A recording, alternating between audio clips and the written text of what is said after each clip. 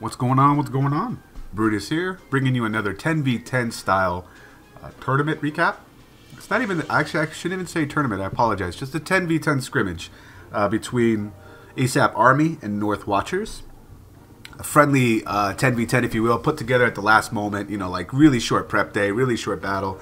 But it's against some one high folks, and you'll recognize some of the names. We came away with the victory 28-27. Total destruction 93-91. It was a fun war, is what it looks like. This, I've been told, this is where In the Push was birthed. So had to come over here and cover what some of those are. Let's go ahead and get the formalities out of the way. Breakdown was 2-5-3. North Watchers did double the top two Town Hall 11s. Got pretty close with a 11-on-11-3 right there with 82%. Did clear all but one. Town Hall 10. Of course, the rest were cleared. ASAP Army, we have Indicut, which will show the 11-on-11-3, and left one. Town Hall 10 uncleared, and that was the difference maker. For dips and performance, because I know that's what everybody wants to see. 10v10 is a little bit different, but what we have here is just one, no dip fails for ASAP Aussie side, because Rack was going on 11-11, and there was one dip fail, which pretty much was the difference maker for North Watchers. So let's go into the replays rather. Let's take a look at it with Mr. Man in the cut. Using some minions to get some, I'll back out so you guys can appreciate it. Using some minions to get rid of some trash ring and funneling basically towards the middle of the base here, and then uses two witches, which you would anticipate this would be a bowler witch attack. It's not. It is a mass bowler attack, stoned rather, and he uses two of his three golems and two witches and just a handful of bowlers with two rages to force that funnel, and then the remaining army golem and then mass bowlers behind that. With a jump and rage and heal is the main push. Actually, two jumps, and you can see that he bridges that first annoying wall that's made to mess with your funnel, as well as walks. He just bridges a gap right through it, then uses another jump to get to the core because the funnel was so well defined early on with the investment of golem and two witches and a rage and a few bowlers to get that going on. He goes straight into the teeth of a double infernal tower, which multi-infernal towers, which usually is a no-no, but he timed it the internal tome ability so nicely that he could overtake that 5 seconds needed there. And then he can basically bum rush the remaining portion core of this base, keeping the majority of the bowlers inside the the warden's aura. I can never say that word right, but the aura, given that 25% buff, I think is what it is, capped at 250, but they're able to have that added HP that's needed to take away most of the point defenses at the remaining back end of this Town Hall 11. So at this point, he's got, as this Golemite's about to fly, he's got a Queen ability in hand with a healthy warden to help buff her HP as well, to that cap, of course. And then he's got 1 point defense to worry about. So it's GG at this point. Nice job. We'll go to ×2 because it's nothing but cleanup. He's got a lone Billy Bob Bowler at the bottom here working on a wall. He'll come join the fun eventually and get around the back end once he breaks through. There he goes. And gets a little bit of work in. Gets some the DE or the Dark Spell Factory out of the way. Really nice attack and clever approach, I thought, in the cut.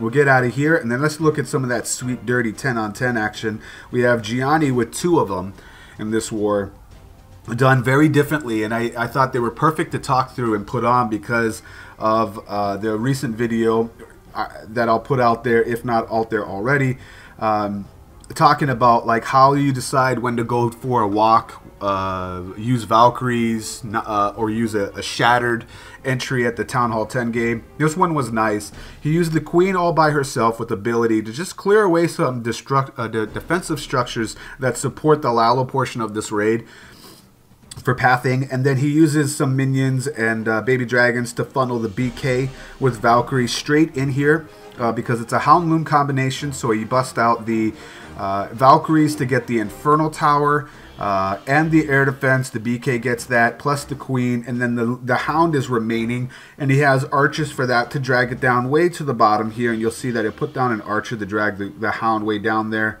There's that archer. So then he's going ahead and starting the Lala portion of this raid with haste to zoom them all past. Nice little clockwise faction here, rotation around the base.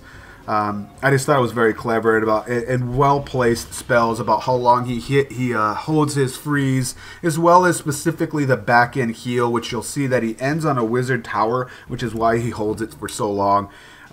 Just textbook. I mean, great. It was perfect answer using the Valk Dive to get Infernal Tower, Air Defense, and CC popped out with the Queen. Drag the Hound to the corner. It's completely out of the question until it's too late. And then his Queen to get rid of some of those defensive structures for pathing. And then he held this heal for the back end as long as possible because they're coming in on a Wizard Tower. Gets a nice split on that. Just so nice. Go to ×2. You'll see that he'll put an Archer at the far 3 o'clock position to drag the Hound way over there because there is 2 minions working on it. And the last thing you want at this point of the raid is to have a Hound bust. So if it does bust, because it's about to, as a safety precaution, he drags it way far away from the Lava Pups working on the BK and the Loons working the back end trash ring. And when this Hound does eventually bust, it's already too late, and the Lava Pups just get to watch the destruction of the base. Nice job, Giani. We'll back out of here and end this with yet another Giani 10v10. Share, buddy, share. You're hogging all the fun. So Giani here, going in with a Queen Walk, Dragon Lalo. Actually, Dragloon. There's no, I don't believe he brought a Hound. We'll take a look at this. But taking a look at all the air defenses here on the right side. Okay, all these. And then he uses the camp to his advantage. So that once this camp goes down and this mortar goes down, that Archer Tower goes down, she will push towards the right. And that's what he takes advantage of here. Really good funneling and recognition. She steps into an Infernal Tower, which does nothing with the heals. But once she steps back out, the healers are enraged and heal her back up, and she can continue on her merry way. The timing of this is what was so freaking impressive, in my opinion. The Queen walks all the way over. He does lose a healer or two, but he drops in the wall breakers so that he has access to the 2 remaining air defenses. And then the Queen's going to stay alive and move about her merry way, cleaning up the back end. So once this happens, he has one more rage for the Queen, because he's going to start to lose some healers here. Rather than watching his Queen get occupied by the Hound and stay there forever with nothing you can do, for the sake of time, he's already started his Dragloon portion, and it was a Dragloon. There was no Hound in there. So nothing but 11 Loons and like 7 dragons sweeping across this base, fighting the sweeper. And while he's watching this, he's making sure that he doesn't lose his Queen and pop the ability and the rage on her so that she survives that encounter and then gets the other defenses that she was looking for and then continues to walk around the base. Just damn. Infernal Tower is down. Enemy Queen is down. Still fighting the sweepers. Uses the BK at the 7 o'clock position to get rid of the trash ring, funneling for his dragons. Just so much winning. So much winning. This really was a nice raid. I mean, really nice. Everything came together nicely. The timing of everything came away really nicely. If you didn't time this right, you know, he's fighting the clock and he doesn't get it by a timeout, you know. So nice job, Giani. Well executed as he leaves a gold mine way over here at the far right. Go to ×2. The archers and dragons will fly over there and help him out.